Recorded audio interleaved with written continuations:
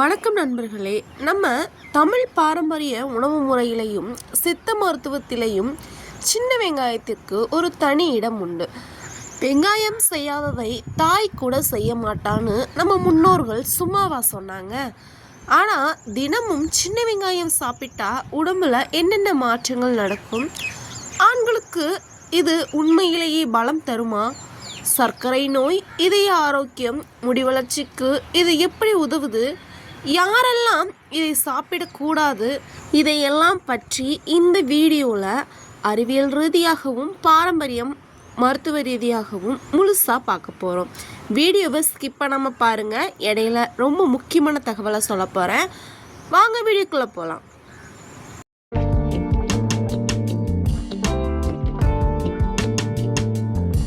முதல்ல 100 கிராம் சின்ன வெங்காயத்தில் என்னென்ன சத்துக்கள் இருக்குன்னு பார்த்துருவோம். முதலாவதாக விட்டமின்கள், விட்டமின் சி, விட்டமின் B6 மற்றும் ஃபோலேட். இரண்டாவதாக தாதுக்கள், பொட்டாசியம், கால்சியம், மெக்னீசியம் மற்றும் ஐரான்.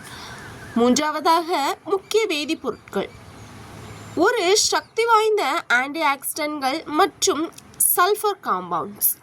இந்த சல்ஃபர் சேர்மங்கள் தான் சின்ன வெங்காயத்திற்கு அந்த காரமான மணத்தையும் உடலுக்கு தேவையான மருத்துவ குணங்களையும் கொடுக்குது.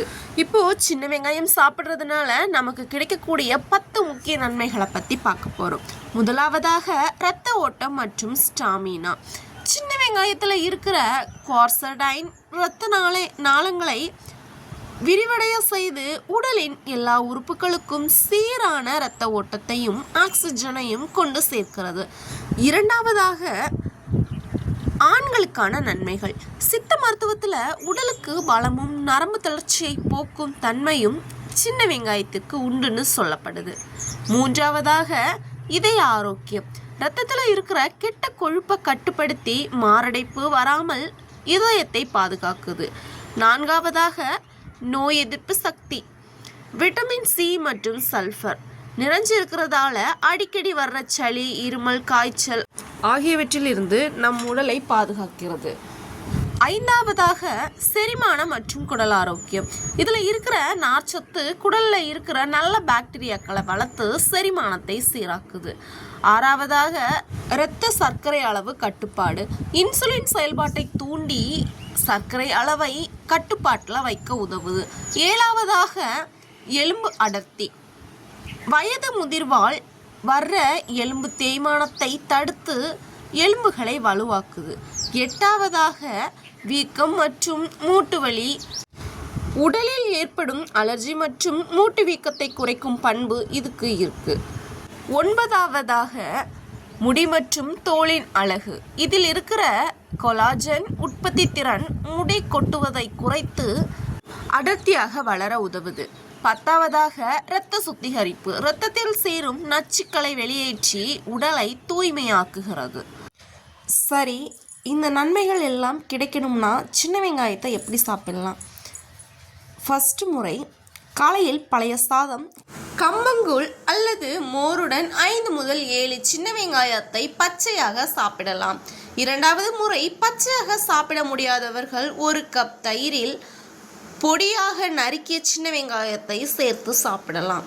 மூன்றாவது முறை, பாரம்பரிய முறை. சின்ன வெங்காயத்தை வதக்கி தேனுடன் கலந்து சாப்பிடுவது உடலுக்கு மிகுந்த பலத்தை தரும். நான்காவது முறை, சமையலில் தினமும் செய்யும் சாம்பார், ரசம், சட்னியில் அதிக அளவு சின்ன வெங்காயம் சேர்த்து கொள்ளலாம். இது போன்ற நன்மைகள் நிறைய கொட்டி கிடந்தாலும் சிலர் இதை கவனமாக பயன்படுத்த வேண்டும்.